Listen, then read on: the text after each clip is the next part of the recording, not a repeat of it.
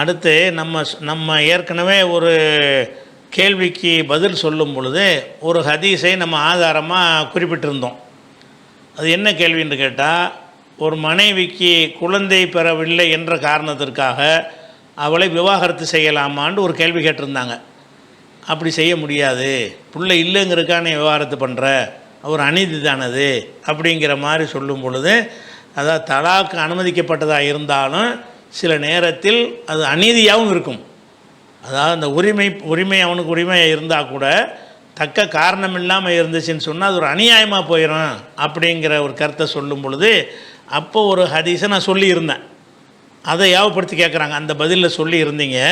அது என்ன சம்பவம்னு கேட்டால், அபு அய்யூப் என்பவர் தனது மனைவி விவாகரத்து செய்து விட்டார். அப்போ ரசூலுல்லாஹ் இதை கேள்விப்பட்டு என்ன சொன்னாங்கன்னா, இன்ன தலாக்க உம்மி அய்யூப கான ஹூபன்.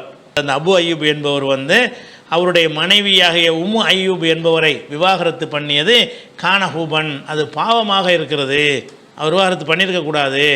அப்போ ஆய்வு செஞ்சு பார்க்குறாங்க ரசூலுல்லாஹ், தக்க ரீசன் இல்லாமல் விவாகரத்து பண்ணியிருக்கிறார். செல்லுங்கிற விஷயம் வேறு, விவாகரத்துங்கிறது செஞ்சிட்டா செல்லுங்கிற விஷயம் வேறு. ஆனால் அது அநியாயம் பண்ணிட்டார் அவர் என்று ரசூலுல்லாஹ் சொல்லியிருக்கிறாங்க. அதனால் தலாக்குங்கிறது தக்க காரணம் இல்லாட்டாலும் உலக சட்டத்தில் அது தலாக்கு செல்லுமா இருந்தாலும் அது அநியாயம் ரசூலுல்லாஹ் சொல்லியிருக்கிறாங்க என்று இந்த ஒரு ஹதீஸை, தபுரானியில் வரக்கூடிய இந்த ஒரு ஹதீஸை நான் சொல்லியிருந்தேன். இந்த ஹதீஸில் என்ன செய்கிறாங்கன்னு கேட்டால், இது பலவீனமான ஹதீஸ் என்று சொல்கிறார்களே சில அறிஞர்கள்லாம் சொல்லியிருக்கிறாங்க. ஏன்னு கேட்டால், இது அறிவிக்கக்கூடிய ஆளில் யஹ்யா பின் அப்துல் ஹமீத் என்பவர் இருக்கிறாரு, இவர் ஒரு பலவீனமான ஒரு ஆள் அப்படின்னு சொல்லியிருக்கிறாங்க. அப்போ இது என்னன்னு கேட்குறாங்க. இது யஹ்யா பின் அப்துல் ஹமீத், யஹ்யா பின் அப்துல் ஹமீத் அல் ஹுமானி என்று சொல்லப்படக்கூடியவர், அதனுடைய அறிவிப்பாளரில் வர்றது நிஜம்தான். இவர் பலவீனமானவர் என்று சில அறிஞர்கள் சொல்லியிருக்கிறது நிஜம்தான். ஆனாலும் பலவீனமானவர் என்று சொல்கிறதை விட பலவீனமானவர் இல்லைன்னு சொன்னவங்களும் நிறைய இருக்கிறார்கள். முக்கியமான விமர்சனம் என்னன்னு கேட்டால், அஹ்மது பின் ஹம்பல் அவரை பலவீனமானவர் பொய்யர்னு சொல்லிட்டாரு அப்படிங்கிற மாதிரி ஒரு விமர்சனம் இருக்கிறது. நசை அவர் லைஃப் பலவீனமானவர் என்று சொன்னதாக இருக்கிறது. அனி இப்னுல் மதீனி அவரும் பலவீனம் என்று சொன்னதாக இருக்கிறது. ஏராளமான அறிஞர்கள் அவரை பாராட்டு விதமாக தான் சொல்லியிருக்கிறார்கள். இவரை பொறுத்த வரைக்கும் நம்ம அறிந்து கொள்கிற விஷயம் என்னன்னு கேட்டால், இவர் யஹ்யா பின் அப்துல் ஹமீது என்கிறவர் சாதாரண அறிவிப்பாளர் கிடையாது. இவர் ஹாஃபில்ங்கிறாங்க. ஹாஃபில்னு சொன்னால் பல ஆயிரம் ஹதீஸுகளை மனனம் செய்தவரை ஹாஃபில்னு சொல்லுவாங்க. அந்த மாதிரி ஹதீஸுகளை எல்லாம் மனனம் செய்திருக்கக்கூடிய அளவுக்கு உள்ள ஒரு மேதையாக அவர் இருந்திருக்கிறார். இரண்டாவதாக அவர் இந்த ஹதீஸ் கலை அறிஞர்கள் நூல் எழுதியிருப்பாங்கள்ல, முஸ்னதுகள், அந்த மாதிரி இவர் ஒரு முஸ்னது யஹ்யான்னு ஒன்று எழுதியிருக்கிறார். எப்படி அஹ்மது பின் ஹம்பல் எழுதியிருக்கிறாங்களோ, பல அறிஞர்கள் எழுதியிருக்கிறாங்களோ, அந்த மாதிரி இவரே ஒரு ஹதீஸ் தொகுப்பாளர். அஹ்மது பின் ஹம்பல் காலத்தில் வாழ்ந்தவர். அப்போ அஹ்மது பின் ஹம்பல் மாதிரியே இவர் ஒரு முஸ்னது எழுதியிருக்கிறார். கூஃபாவில் உள்ளவரில் இவர் தான் ஃபஸ்ட்டு எழுதினவர். ஒரு சாதாரண அறிவிப்பாளருங்கிற மாதிரி வச்சு பார்க்காம இவர் ஒரு ஹாஃபிலாக இருக்கார்.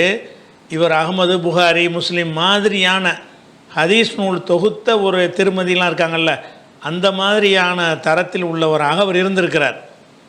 அவரை பற்றி வந்த விமர்சனங்களை பார்க்கும் பொழுது ஒரு காழ்ப்புணர்வில் செஞ்ச விமர்சனம் மாதிரி தான் நம்ம கருத முடிகிறது. அஹ்மது இமாம் இவர் ஒரு பொய்யர்னு சொல்லியிருக்கிறாங்க. எதுக்கு சொல்லியிருக்கிறாருன்னு கேட்டால், இவர் அஹ்மது எனக்கு அறிவித்தார்னு ஒரு ஹதீஸ் அறிவிச்சிட்டார். அதை அஹ்மது இமாம்கிட்ட கேட்குறாங்க, நீங்கள் தான் இந்த ஹதீஸ் அறிவித்ததா சொல்கிறாங்களே, இவர் யஹ்யா சொல்கிறாருன்னு கேட்கும்போது அவருக்கு அதுதான் பொய்யர், நான் அவருக்கு அறிவிக்கலை அப்படின்னு அவர் சொன்னதாக ஒரு விஷயம் இருக்கிறது. இது அஹ்மதுடைய கருத்தை நம்ம ஏற்றுக்கிற முடியாது. ஏன் ஏற்றுக்கிற முடியாதுன்னு கேட்டால், அஹ்மது இப்னு ஹம்பல் அவர்கள் வாழுகிற காலத்தில் தான் இது அறிவிக்கிறார். ஒரு ஆள் பேரில் பொய் சொல்கிறதா இருந்தால் அவர் மூத்தா போன பிறகு தான் அப்படி சொல்லுவாங்க.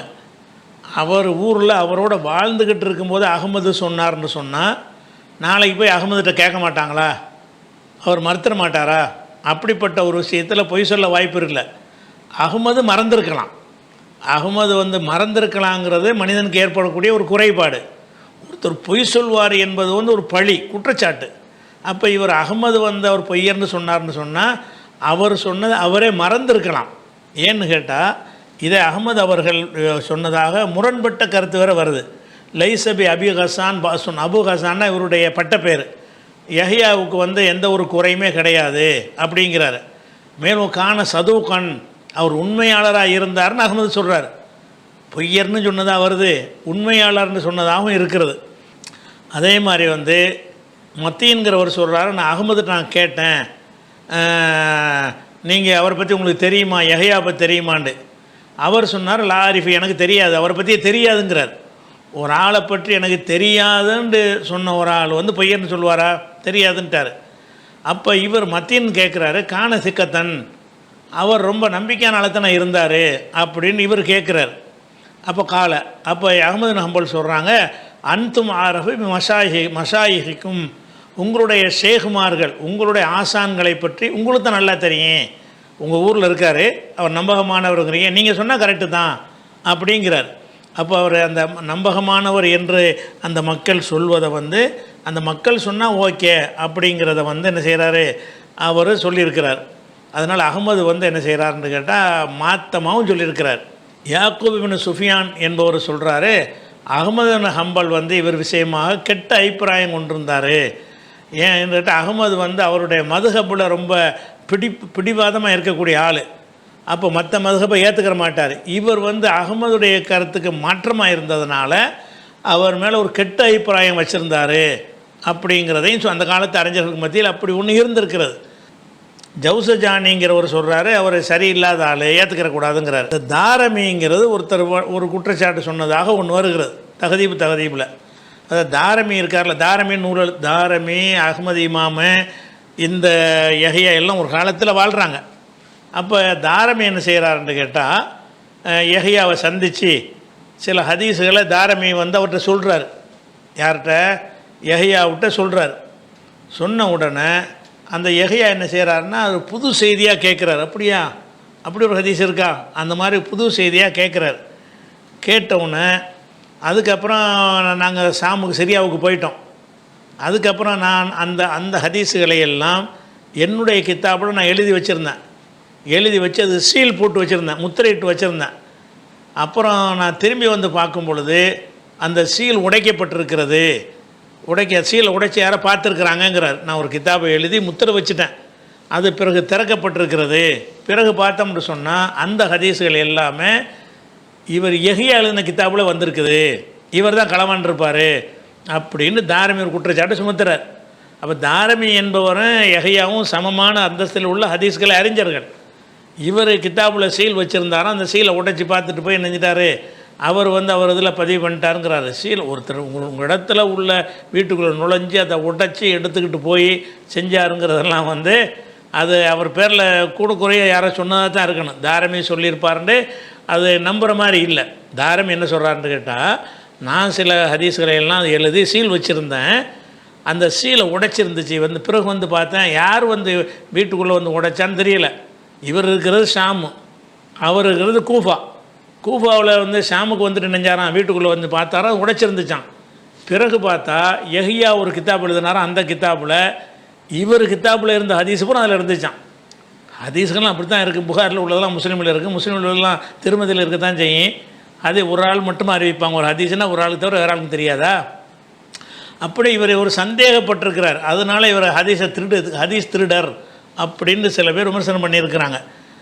அதே மாதிரி முகமது பின் யஹ்யா துஹுலி இருக்கார்ல, அவரும் இவரை நான் ஏற்றுக்கிற மாட்டேன் அப்படின்னு சொல்லியிருக்கிறாரு. நசையும் பலவீனமானவர்னு சொல்லியிருக்கிறார். அதே மாதிரி இப்னு மைன் என்ன செய்கிறாங்கன்னா, சதூக்குன் மஷஹூருன் பில் கூஃபா, கூஃபாவில் அவர் பிரபல்யமான ஒரு உண்மையான ஒரு ஆள் அப்படின்னு சொல்லி அவர் மாதிரி ஒரு ஆள் கிடையாது அப்படிங்கிறார். பில் கூஃபத்தி ரஜுலுன் யஹ்பலு மாஹு ஓ ஹாவுலா யஹசூதுனஹு, இவர் கூஃபாவிலே ரொம்ப யாவு சக்தி உள்ள ஹாஃபிலான ஒரு மனிதர், ஆனால் இவங்க அவரை போய் குறை சொல்கிறாங்களே அப்படின்னு சொல்லி இப்னு மொயின் அதுக்கு மறுப்பு கொடுக்குறார். அதே மாதிரி கான அஹதல் முஹத்திஸீன், ஹதீஸ்களை நிபுணர்களில் ஒரு ஆளாக அவர் இருந்தார் அப்படின்னு சொல்கிறார். மேலும் சொல்கிறாரு, யஹ்யா இப்னு மொயின் சொல்கிறாரு, சதூக்குன் சிகத்துன், இவர் உண்மையாளர், நம்பகமானவர் அப்படிங்கிறார். இதே கருத்தை தௌரி, முகமது பின் உஸ்மான், உஸ்மான் இப்னு அபி ஷைபா, பகவி, இப்னு தௌரகி, மத்தீன் இவங்களெல்லாம் கூட அவரை நம்பகமானவர்னு சொல்லியிருக்கிறாங்க. அவரே சொல்லியிருக்கார். யஹ்யாவை என்ன செய்யிருக்காருன்னா, லா தஸ்மோ கலாம் அஹ்லில் கூஃபா ஃபிய என் விஷயமாக இந்த கூஃபாவில் உள்ள ஆளுக்கு சொல்லக்கூடிய பேச்சை நீங்கள் நம்பாதீங்க. ஃபைன்னஹும் யஹ்சுதூனி என் மீது பொறாமப்பட்டு சொல்கிறாங்க. ஏன்னு கேட்டால் அன்னி அவ்வளுமன் ஜமால் முஸ்னத கூஃபாவுடைய முதல்ல முஸ்னதுங்கிற தொகுத்தால் நான் தான். வேறு ஊருக்காரங்க முஸ்னது எழுதியிருக்கிறாங்க, கூஃபாவில் நான் தான் எழுதியிருக்கிறேன். நான் முந்திட்டதுனால என்னோட இருந்த சக அறிஞர்கள் என்ன செய்கிறாங்கன்னா என் மீது வீண்பலியை சுமத்துறார்கள் அப்படிங்கிறாங்க. அதே மாதிரி அலி இப்னு ஹக்கீம் சொல்கிறாரு, மாராய் து அஹ்ஃபதல் ஹதீஸ் ஷரீக் மின்ஹு, இவரை விட ஷரீக் என்பவருடைய ஹதீஸை நன்கு மனனம் செய்து அறிவிக்கிற ஆளுக்கு நான் பார்த்ததே கிடையாது அப்படின்னு அவர் வேறு சொல்லியிருக்கிறார். அபு ஹாத்தம் ஒரு நற்சான்று கொடுக்குறாரு.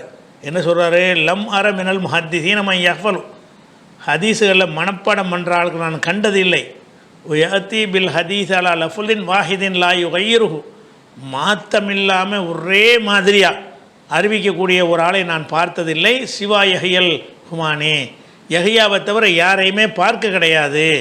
இவர் என்ன செய்வார்னா, ஒரு ஹதீஸை 10 பேருக்கு அறிவித்தாலும் ஒரு சொல்லு மாற்றம் இருக்காது. இவர்கிட்ட சொன்னது அவர்கிட்ட சொல்லுவார், அவர்கிட்ட சொன்னதை சில ஆளுக்கு சொற்களை மாற்றிடுவாங்கல்ல, கூறினாருக்கு இருப்பில் சொன்னாருமாங்கல்ல, அப்படி கூட மாற்ற மாட்டாராம். ஒரு சொல்லுன்னு அப்படி தான் டிட்டோ அறிவிக்கக்கூடிய ஒரு ஆளாக்குன்னு சொல்லி அபு ஹாத்தம் ராஸி அவர் எடை போட்டு என்ன செய்கிறாரு, இவர் ஒரு முஹத்திஸீனில் நல்ல ஒரு ரொம்ப சிறப்பான ஆள் அப்படின்னு சொல்கிறாரு. அதே மாதிரி இப்னு அதி என்ன செய்கிறாருன்னு கேட்டால், இவர் எழுதின அந்த முஸ்னதுங்கிற கித்தாபை ஆய்வு செய்கிறார். ஆய்வு செஞ்சு இவருடைய அந்த முஸ்னதில் ஒரு முன்கரான ஒரு நிராகரிக்கப்படுற ஒரு செய்தியும் கிடையாது, ரொம்ப கரெக்டாக தான் எழுதி வச்சுருக்கிறாரு அப்படின்ட்டு அவர் சொல்கிறாரு. அதே மாதிரி ஹலீலி சொல்கிறாரு, யஹ்யா இப்னு அப்துல் ஹமீத் ஹாஃபிலுன், யஹ்யா இப்னு அப்துல் ஹமீத் இவர் ஹாஃபில், ரொம்ப ஹாஃபில் அப்படின்னு சொல்கிறார். இந்த முகமது இப்னு இப்ராஹிம் அல் பூசஞ்சி அவர் சொல்கிறாரு, சிக்கத்துன் நம்பகமான ஒரு ஆள் அப்படின்னு சொல்கிறார்.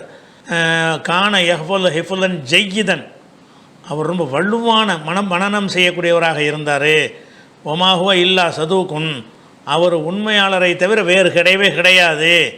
அப்போ அவர்கிட்ட கேட்குறாங்க, அகமது அவர் மேலே கெட்ட அபிப்பிராயம் வச்சுருக்கிறாருன்னொன்னே, ஆமாம் கெட்ட அபிப்பிராயம் தான் வச்சுருக்கிறாருன்னு பதில் முடிச்சுக்கிட்டார் அவர்.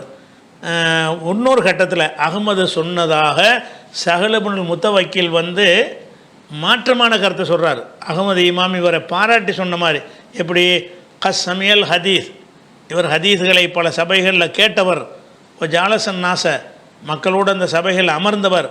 ஓ கவுமுன் யக்கூலூன ஃபீஹி, ஒரு கூட்டத்தார் அவரை பற்றி சொல்கிறார்கள். மாதிரி மா யக்கூலூன, அவங்க என்ன சொல்கிறாங்கன்னு எனக்கு விளங்கவே மாட்டேங்குது. அப்போ தப்பாக விமர்சனம் பண்ணுறாங்கன்ட்டு யார் அகமது நம்மளே சொல்லியிருக்கிறார். அதே மாதிரி கால மர்ரத்தன், இன்னொரு சந்தர்ப்பத்தில் அகமது சொன்னார், அக்ஸரன் நாசுஃபீஹி, அவர் விஷயமாக மக்கள் கூடுதலாக சொல்கிறாங்க, ஓவராக சொல்கிறாங்க, மிகைப்படுத்தி போய் சொல்கிறாங்கங்கிறார். மாதிரி இதாலிக்க இல்லாமின் சலாமத்தி சத்ரிஹி, அவருடைய உள்ளம் சரியாக இருக்கிறதுனால தான் இதை செய்கிறாங்க, அவர் கரெக்டான ஒரு ஆளாக இருக்கிறதுனால தான் அப்படி செய்கிறாங்கங்கிறார். அப்போ அஹமது இப்னு ஹம்பல் தான் அவரை குறை சொல்லியிருக்காருங்கிறாங்க. அதே அஹமது இப்னு ஹம்பல் பாராட்டினார் என்று அவர் வழியாக வேறு ஆட்கள்லாம் அறிவிக்கிறாங்க. அப்போ அஹமது ஹம்பல் விமர்சனம் அடிபட்டு போய்விட்டது, பொய் என்று சொன்னாருங்கிறாங்கல்ல, அடிபட்டு போயிடுச்சு.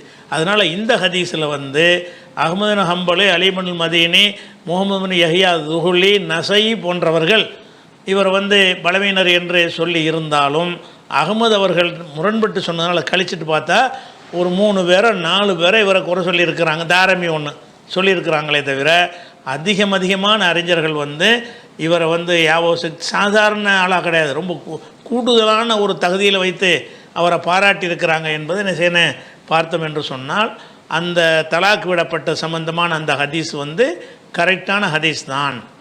சில அடிக்குறிப்பில் இது பலவீனமானன்னு போட்டிருப்பாங்க. நம்ம அதை மட்டும் பார்த்து முடிவு எடுக்கக்கூடாது, தேடி பார்க்கணும்ல.